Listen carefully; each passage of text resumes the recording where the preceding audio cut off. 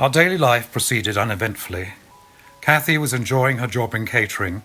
By then, she'd already been promoted, and I was elected to the position of senior associate.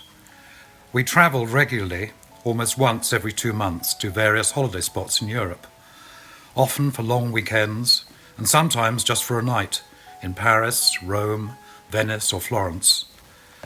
At Christmas time, it was always the family tradition to spend a week in Germany at my brother's home, where my mother and other members of our family would join us from different parts of the continent for Christmas and Sylvester, German style.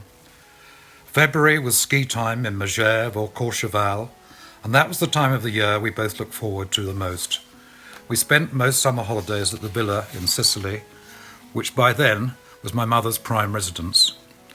We both enjoyed our holidays there, thanks mostly to the great improvements to the property my father had made before he passed away. The return of Cathy's friend Annie from Australia coincided with an unscheduled trip to the company head office in New York, relating to a follow-up study we were doing for a major Japanese merchant bank. The presence of Annie in London, my absence overseas, stirred in me some feelings of apprehension. But by then, almost 4 years into our relationship, I had no doubts about Cathy's loyalty, and consequently was not about to act like a jealous and insecure lover.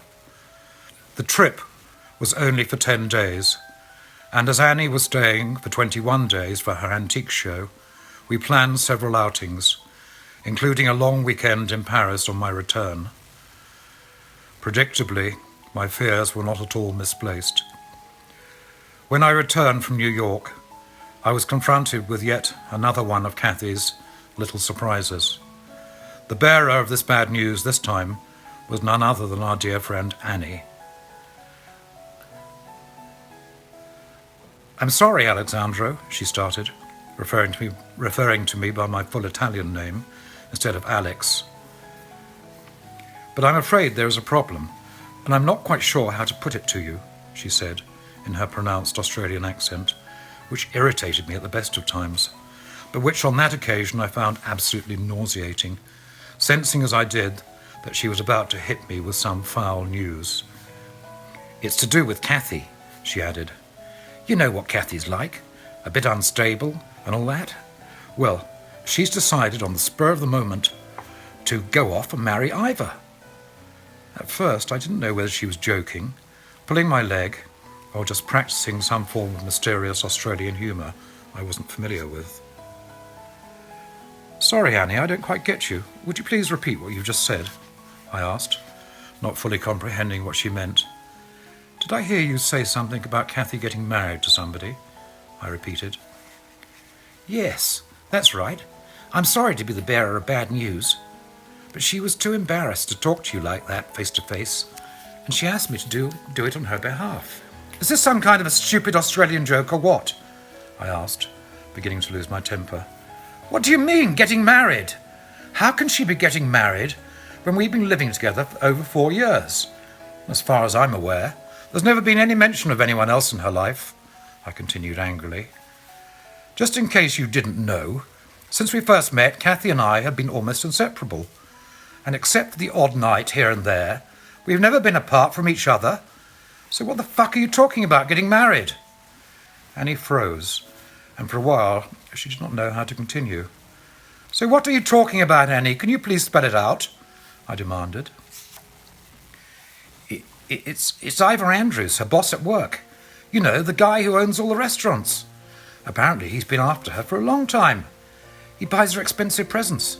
He sends her flowers. He's even offered to buy her a house and to make her a partner in the business. And now he wants to marry her right away.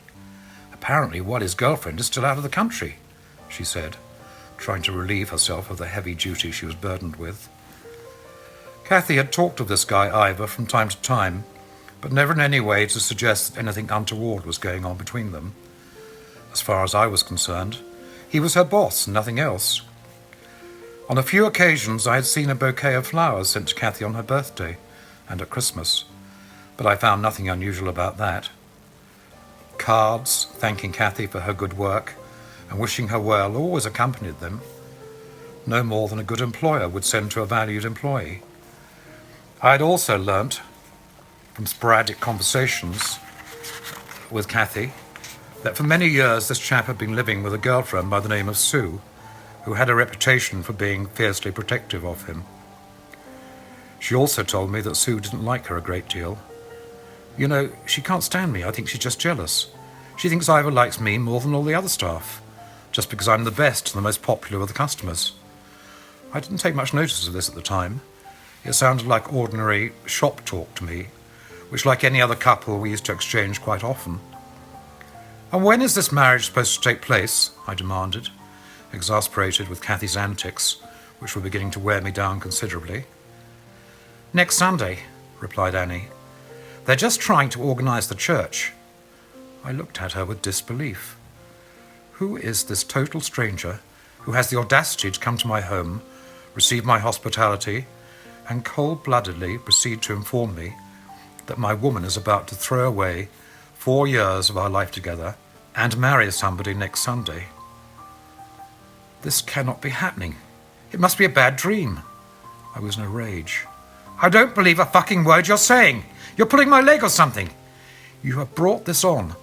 I don't know what game you're playing, but let me make one thing clear to you. Cathy is my girlfriend, and she is not marrying anybody but me!" I screamed at her, like I had never done to a woman before. "And while I'm at it, I would also like you to pack your bags and remove yourself from my home. I don't trust your influence on Cathy, and I shall disregard everything you said until I've spoken to her myself. I'd like you out of here by the time I come back in half an hour," I concluded, before storming out of the apartment. The revelation that I might lose Cathy to another man gave me an incredible shock. No way, I thought, will another man have her. Never in a million years will anyone else claim my beautiful woman. She is mine, and I will go to the end of the earth to make sure she remains mine. I had loved her from the very first moment I set eyes on her, almost 4 years earlier, and notwithstanding the various problems we'd had in our relationship, I loved her then more than ever. These powerful feelings of certainty were also tinged with a niggling voice of doubt, telling me to step back and not to act like the proverbial bull in the china shop. Surely, the voice was telling me, Cathy had not been an ideal companion. What about that episode when you returned from the Gulf and found she'd moved in with a man she barely knew? Think about her morality, or lack of it. The threesome with this dreadful woman, Annie. The involvement with that orgy club, and her attitude to it. The voice became a picture of that moment when I walked into the lounge at the Dome Hotel that evening and saw Cathy with all these strangers in a situation resembling a lurid and debauched scene from a Pasolini movie. How can I ever expel that image from my mind? The voice was demanding. It was also telling me to let go.